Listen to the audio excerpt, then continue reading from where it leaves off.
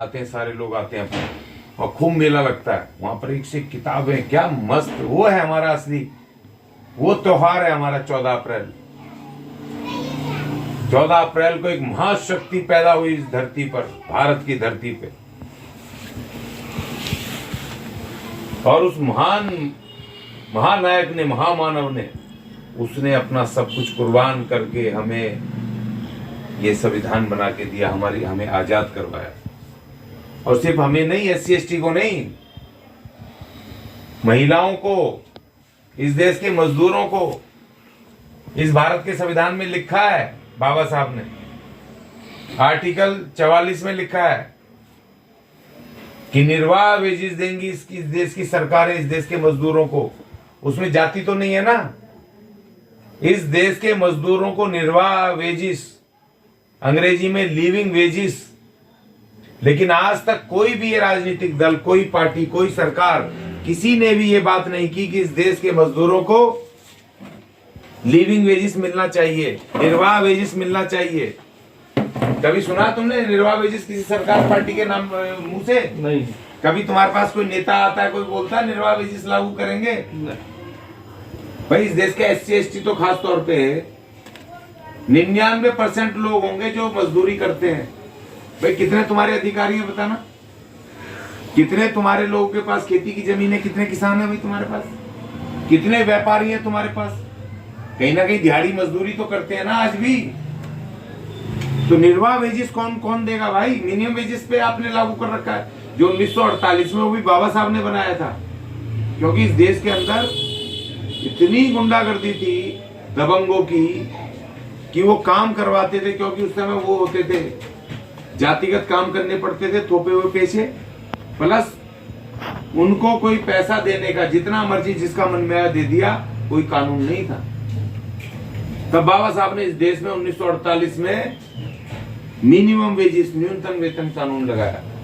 और उसमें तय किया एक फॉर्मूला कि कोई भी आदमी को काम पे रखोगे तो 8 घंटे ड्यूटी, प्लस 8 घंटे ड्यूटी के बाद उसको महीने में आपको इतना पगार मिनिमम देनी पड़ेगी। न्यूनतम का मतलब है कम से कम इतनी, एक व्यक्ति को जीने लायक, कम से कम जीना तो चाहिए ना। उसको रोटी चाहिए, कैलोरी चाहिए, उसको उसकी पत्नी, 2 बच्चे, उसको किराए पे कहीं क्वार्टर भी लेना है, कहीं घर भी लेना है, उसको कपड़े भी पहनने हैं, उसको रोटी भी खानी है। ये तमाम चीज कैलकुलेट करके, और फिर हर 6 महीने में बाबा साहब ने कहा जैसे महंगाई बढ़ेगी तो इनके वेजिस को प्रोटेक्ट करने के लिए जो वेतन है, जब महंगाई बढ़ेगी तो जो मौजूदा वेतन है कम हो जाएगा ना अपने आप। क्योंकि अगर मान लो 1 रुपए किलो आलू है, उसका मिनिमम वेजिस है 100 रुपए, और अगर वो 2 रुपए या 1 रुपए 25 पैसे का अगर आलू हो जाए किलो, 25 पैसे बढ़ गए तो उसकी वैल्यू कम हो गई ना वेतन की। तो उस वेतन को प्रोटेक्ट करने के लिए उन्होंने क्या किया, डियरनेस अलाउंस, महंगाई भत्ता उसमें जोड़ा कि जो हर 6 महीने सरकारें तय करेंगी, देनी होंगी। तो इस देश में पहली बार 1948 में एक वेतन तय हुआ, मिनिमम, कम से कम देना है जीने के लिए। और फिर बाबा साहब ने संविधान में 1950 में लिख दिया था कि मजदूरों को निर्वाह वेजिस देना है, निर्वाह wages, living wages. Living wages का मतलब होता है कि इसको बेहतर जीवन जीने के लिए कम से कम, उसमें मिनिमम वेजिस में एक झुग्गी झोपड़ी आएगी 2-3 हजार रुपए किराए पे। लेकिन यहाँ पर एक बेहतर जीवन के लिए कम से कम हवादार 2 रूम सेट का एक फ्लैट हो, जो 8-10 हजार रुपए का तो आएगा। और इसको भी बढ़िया राशन खरीदे, अपने बच्चों को बेहतर पढ़ाए, बेहतर कपड़े दे, एक बेहतर लिविंग स्टैंडर्ड दे, और ये भी साल में 1 आध बार कहीं घूमने फिरने जा पाए। उसको एक बेहतर जीवन जीने के लिए लिविंग, निर्वाह वेजिस का एक बाबा साहब ने फॉर्मूला तय करके और कहा था। और ये नीति निर्देशक तत्व में है। बाबा साहब ने कहा कि भैया डायरेक्टिव्स की डायरेक्शन दे के गए इनको, सरकारों को, कि जब आपकी सरकारें बने तो मजदूरों को निर्वाह वेजिस दें।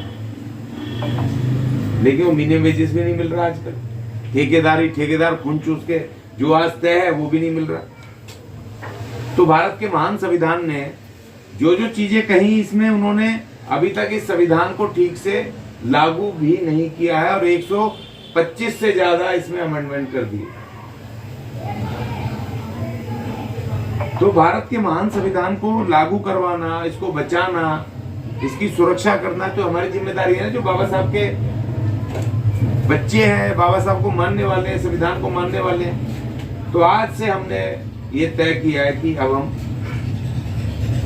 पूरी दिल्ली में जहां जहां हम जा पाएंगे, जहां जहां हमारे लोग बुलाएंगे, रोज के रोज एक ना एक भारत के संविधान का हम गुणगान करेंगे, उनको बताएंगे, इसका प्रचार करेंगे, इसके अनुच्छेद वाइज हर अनुच्छेद के हिसाब से हम लोगों को बताएंगे कि तुम्हारे अधिकार इसमें क्या है, इसको खरीद के रखो, इसकी पूजा करो, इसको पढ़ो अपने बच्चों के साथ बैठ के, हर भाषा में, हिंदी में, सरल भाषा में, अंग्रेजी में, हर भाषा में, हर प्रांतीय भाषा में मौजूद है। और नहीं खरीद सकते तो गूगल पे डालो भारत का संविधान, हर भाषा में आ जाएगा, एक प्रिंट आउट ले लो, पढ़ो, इस पर चर्चा करो। हमारे देश का नाम हिंदुस्तान नहीं है, हमारे देश का नाम है, सबसे पहला जो भाग 1 है अनुच्छेद 1, हमारे देश का नाम है भारत अर्थात इंडिया। तो हमारे देश का नाम तो भारत है ना, इंडिया है ना। 1950 से पहले जो ये व्यवस्था थी, उस व्यवस्था को वापस लाना चाहते हैं। 26 जनवरी 1950 को भाई बाबा साहब भी तो इसमें हिंदुस्तान शब्द डाल सकते थे ना, नहीं डाला ना। ये उस व्यवस्था को लाना चाहते हैं जिस व्यवस्था में हमेशा से गुलाम थे, सदियों से। तो भारत का महान संविधान आपको क्या देता है? आपको कहता है कि इनको बराबर न्याय मिलना चाहिए, न्याय मिलना चाहिए, तमाम नागरिकों को न्याय, सबको समानता, समान अपॉर्चुनिटी मिले, सबको बराबरी हो, सबको भाईचारा हो, आपस में कोई भेदभाव ना हो। ये भारत का महान संविधान कह रहा है। और ये क्या कह रहे हैं कि किसी वर्चस्व चंद लोगों के हाथ में हो। जब भारत का आर्टिकल 14 कहता है विधि के समक्ष सब नागरिक समान है, बराबर है, तो भाई ये डिस्पैरिटी क्यों है? पहली बात तो एजुकेशन में क्यों है? जब सब समान है तो सबको एक जैसी एजुकेशन मिलनी चाहिए ना। लेकिन यहाँ पर सरकारी स्कूलों को इन्होंने बिल्कुल बर्बाद करके छोड़ दिया, बंद कर रहे हैं धीरे धीरे। और जो इन्होंने बना दिए छोटे छोटे पब्लिक स्कूल, कॉन्वेंट स्कूल, उससे बड़े, जैसा जिस पे आर्थिक शक्ति है अपने बच्चों को जहां पढ़ा सकता उन्होंने वैसा कर दिया। तो वो तो संविधान के खिलाफ हो गया ना भाई। जब विधि के समक्ष सब समान है तो एजुकेशन समान क्यों नहीं होगी? इसी तरीके से जो आर्थिक व्यवस्था है, आर्थिक व्यवस्था समान क्यों नहीं होगी भाई? ठीक है, सब एक जैसे नहीं हो सकते, मगर कम से कम कंपैरेटिवली हर व्यक्ति के पास इतना तो हो कि कम से कम एक मान सम्मान का जीवन जी सके ना। मगर इन्होंने कर दिया, एक तो इतना है कि वो एशिया दुनिया का नंबर 1 एक हो गया, और बहुत सारे ऐसे हैं कि जो दुनिया के नंबर 1 गरीब हो गए। आज अगर भारत सरकार 85 करोड़ लोगों को, जैसा वो कहती है, अगर 5 किलो राशन बांट रही है तो इसका मतलब देश की 80% आबादी जो है गरीबी रेखा के नीचे आ गई। भाई क्यों आ गई? इसका मतलब तुम्हारी नीतियां ठीक नहीं है, नीतियां तुम्हारी खराब है, संविधान के विरुद्ध नीतियां बनाई हैं। तो इसलिए भारत के महान संविधान को पढ़ना जरूरी है, जब तो आप अपनी बात रख पाओगे, जब तो तुमसे जो वोट मांगने वाले आते हैं उनसे बोल पाओगे भाई भारत का संविधान तो ये कह रहा है, तुम्हारे ये जो मैनिफेस्टो है, गारंटी वारंटी ये दे रहे हो आप, ये तो इसके खिलाफ ही दे रहे हो। हमें भैया तुम्हारा ये गारंटी वारंटी नहीं चाहिए, आप तो ये बताओ, ये एफिडेविट दो कि अगर जीतोगे हम तुम्हें वोट करेंगे तो भारत के महान संविधान को लागू करोगे। तो जब हमें पता होगा संविधान में क्या लिखा है, जब तो हम करेंगे। तो इसलिए हमारी आज से भारत के महान संविधान के जितने अनुच्छेद हैं उन तमाम अनुच्छेदों पे चर्चा, गली गली, मोहल्ले मोहल्ले जाकर के अपने तमाम लोगों के बीच में जाके चर्चा, परिचर्चा करना, और उसमें जो भारत के संविधान को लागू करवाने के लिए हमें काम करना है। और बाबा साहब ने जो महान कुर्बानियां की हैं, इसीलिए हमने इसको रखा है संविधान कथा। तो संविधान तक पहुंचने की भी जो कथा है वो भी तो हमें बतानी है ना, कि संविधान लिखा कैसे गया आखिर, किन किन लोगों का इसमें योगदान है, कुर्बानियां, और बाबा साहब की, महामानव की जो महान कुर्बानी है। देखो बाबा साहब चाहते तो बाबा साहब भी कांग्रेस में शामिल हो सकते थे ना, बड़ा दल था। बाबा साहब भी जब सब जा रहे थे तो बाबा साहब भी कांग्रेस में हो जाते, लेकिन बाबा साहब कांग्रेस में नहीं गए, अपनी सुविधा नहीं देखी उन्होंने ये नहीं देखा कि मैं यहाँ पर, उनको कुछ भी बना देते वहां पर कांग्रेस में। लेकिन बाबा साहब कांग्रेस में न जाकर के उन्होंने अपनी राजनीति शुरू की, अपनी लड़ाई शुरू की, अपने लोगों की लड़ाई शुरू की। जैसे आज हम करते हैं ना, अपने समाज की बात करते हैं तो लोग कहते हैं अरे सबकी बात करो, सबकी। बाबा साहब को भी ऐसे कहते थे। बाबा साहब कहते थे सबके लिए तो बहुत सारे लोग हैं, मेरे समाज के लिए, अछूतों के लिए कौन है। वो अपनी लड़ाई उन्होंने लड़ी, अपने समाज की लड़ाई, और इसीलिए आज उन्हें दे पाए।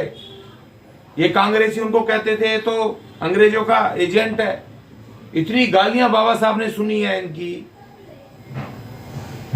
अगर कोई और होता तो वो तो या तो आत्महत्या कर लेता या लड़ाई छोड़ करके दूसरों के साथ चले जाता, लेकिन उस महामानव ने सब बातों को इग्नोर करके, सब गालियों को तरफ रख के, अपने बच्चों की कुर्बानियां देके, अपनी पत्नी की कुर्बानियां देके, उस महामानव ने हमें ये महान ग्रंथ हमें दिया, हमारी आजादी का असली दस्तावेज।